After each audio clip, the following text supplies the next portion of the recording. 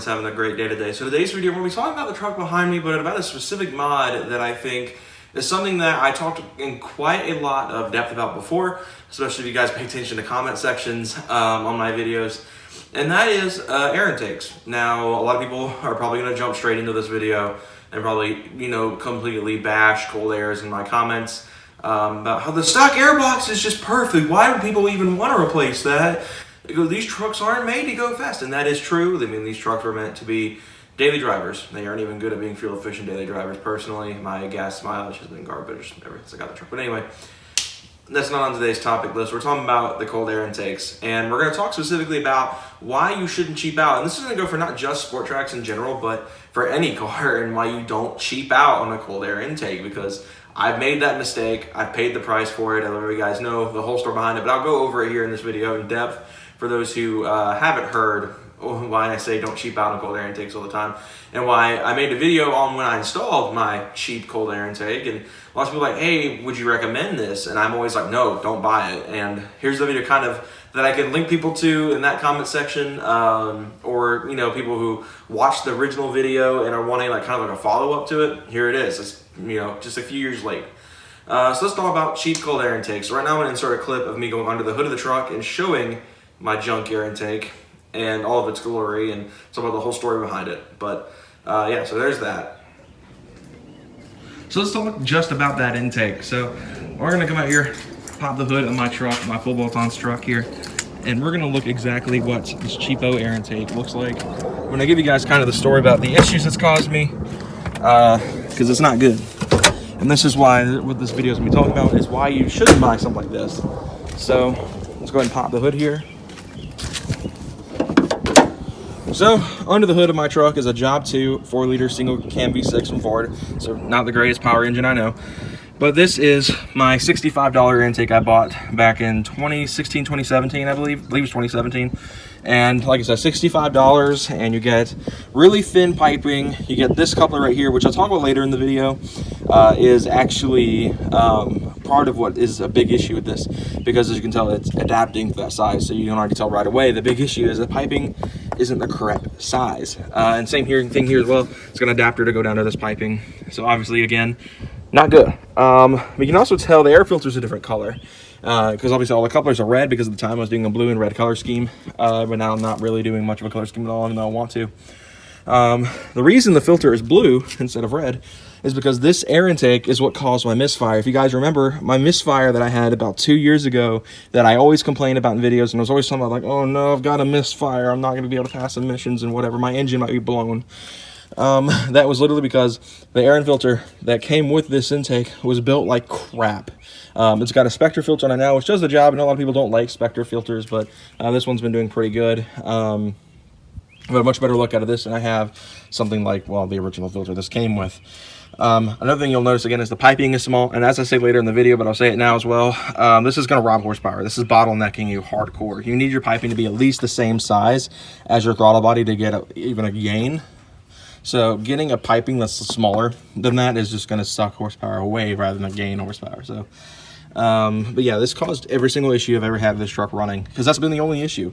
Sure, it's got a startup rattle, it's got a startup chain rattle, whatever. It's just something that happens in these high mileage 4.0s, and it just costs a fortune to fix, which is why I haven't done it yet, because no shops will do it. I've talked about it before. Shops won't do the work for some reason. But anyway, that is my cheapo air intake. Let's get back to what you guys are about to see in a minute. I'm filming this after the fact, but over there in the little chair. So yeah, don't buy cheap intakes. So now let's talk about the fun part about cold air intakes. As you guys saw in that clip, I showed it off, talked about some of the issues it gave me, and I'll tell you a lot more than you guys probably got into that clip, because I'm recording this before I recorded that clip. I know a little bit out of order here, but let's talk a little bit about cheap cold air intakes. So cheap cold air intakes are probably one of the most sought after mods. People like to buy cold air intakes. Lots of people don't want to spend several $100s. I mean, because I know cold air intake systems for cars are expensive. Good ones are really expensive. I've seen people spend thousands of dollars on a cold air intake system. I'm like, well, that's a little nuts. And I was really cheap back when I got that intake. I still am really cheap. but I wasn't willing to spend more than like $150 at most for a cold air intake. And I saw this one for about, I think it was $65 online. And I was like, perfect. It's super inexpensive. It's a cold air intake. And at the time, my stock air filter was, gunked. So I was like, perfect. I can replace this, get a supposed 15 horsepower gain, which is probably unlikely with the intake in particular. I want to bet on a really, really, really good cold air intake that's high quality and not $65. You could probably get that kind of gain out of your car. But for this one in particular, it probably robs more horsepower than good because the tubing is so small. You can actually see this quite easily on the coupler size going from the piping to my throttle body from that initial clip. It's a big gap. It's a huge adapter piece that barely fits. I mean, like literally that coupler we had to like put some gel in it just to get it on there. Or I forget what we used for. I think it was silicone. We used silicone to get it to actually go onto the throttle body as like a lubricant of sorts, because otherwise it would not have fit. I think, and personally, that setup robs horsepower. If your piping is not as big as your throttle body, you're not gonna get a gain at all. You're not even gonna maintain horsepower. You're more than likely gonna have a bit of a bottleneck, and it's gonna, suck some horsepower away. And I think that's exactly what's going on here. I think literally to maximize an NA Sport Track completely, you need to have a proper cold air intake. Something like the K&N series, which I heard didn't fit, but I've since seen tons of videos proving that statement. Otherwise, the K&N does fit just fine if you get the correct one for your engine, because obviously the Sport Track wasn't just one variant of the 4.0, it had up to 3, I believe. I believe the Gen 2s had their own version of the 4.0 that the Gen 1s didn't even have, and the Gen 1 itself had 2 different variants of the 4.0, that being the Job 1 and Job 2. So obviously that's one thing you have to take into factor, is that it's, obviously you got to pay attention to your models, because if you don't, you're going to get screwed. Pay attention to those, who have a Gen 2 or a Gen 1 that are just like, hey, this one fits specifically Gen 1, 01 and 02. This one fits, Gen 1, 03 to 05. This one fits Gen 2, 07 and 10, so on and so forth. That's one thing to note. Just in general with any car, pay attention to your models, because there might be differences. Some cars actually to change engines up a little bit, the Sport Track included.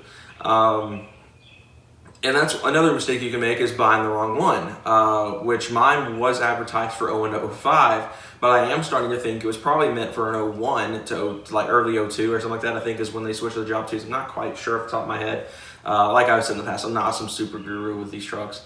I don't make myself out to be some know-it-all, but the intake size might be actually different between the two trucks. I'm not quite sure off the top of my head. I haven't been under the hood of a Job 1 to actually verify that, so take that with a grain of salt, but do make sure you verify your models, especially on a Sport Track, because you might get screwed. You might get something that's going to rob your horsepower rather than gain horsepower.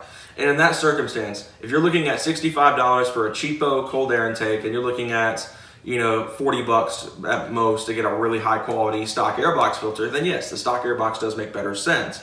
But if you're like me and you like intake noise, which is something the stock airbox does not have, as someone who drove around with the stock airbox for several years, I can attest the stock airbox does not make much of any intake noise. You want that loud intake that cars give off whenever they have an intake. Obviously, aftermarket intakes make sense. And if you want something that's just going to make the sound, then a $65 intake does just that.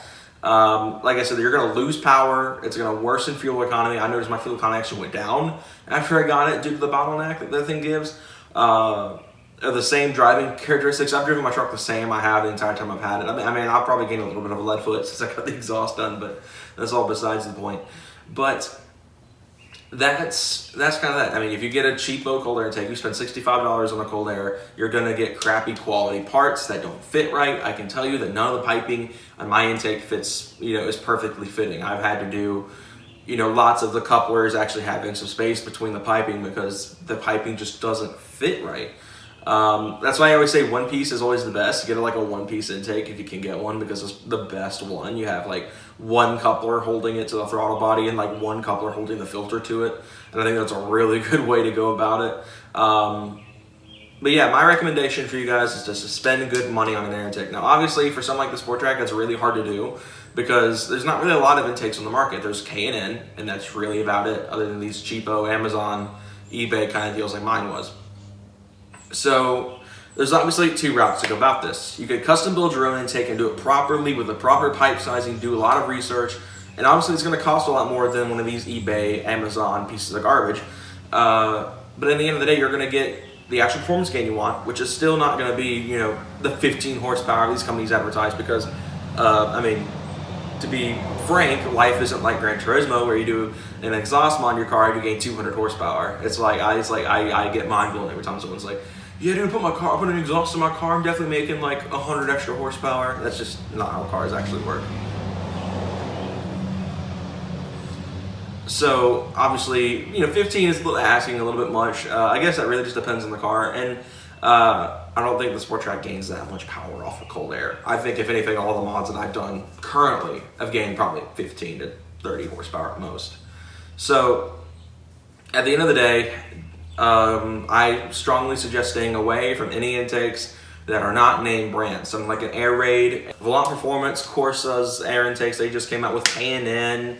Roush for the Mustang guys, Fast Tech sells stuff for Camaro people. I believe Dodge has some stuff that, I know AFE Dynamics does stuff like that too, and their intakes have been pretty good so far from what I've seen.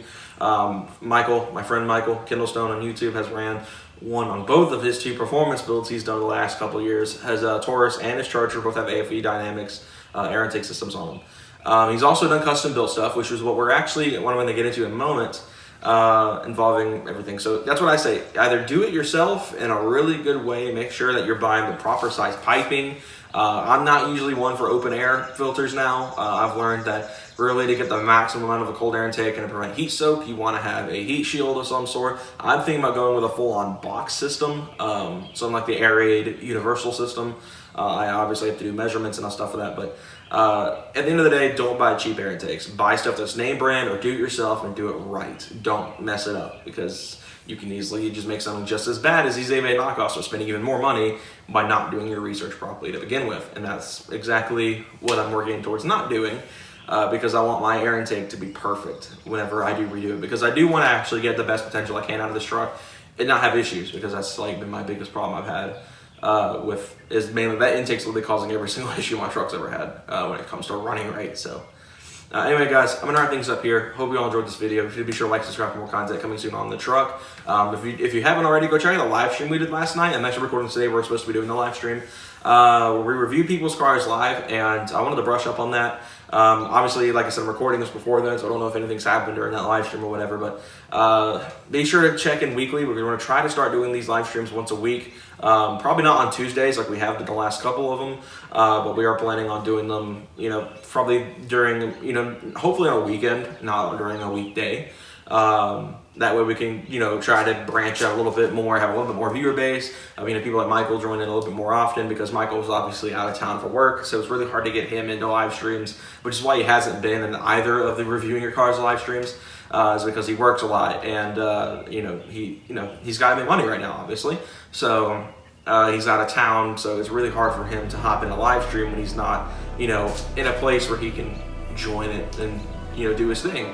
So we're going to work with that. We're probably going to start moving them from Tuesdays to Saturdays. That way we can have, you know, a much better viewer base and stuff like that people watch. So anyway, guys, all that said, hope you all enjoyed this video. If you did, be sure to like, subscribe, more content coming soon. I'll see you guys on Friday with hopefully a brand new modification video with the camper kit and all that jazz. And I'll see you guys then. Take care, everyone.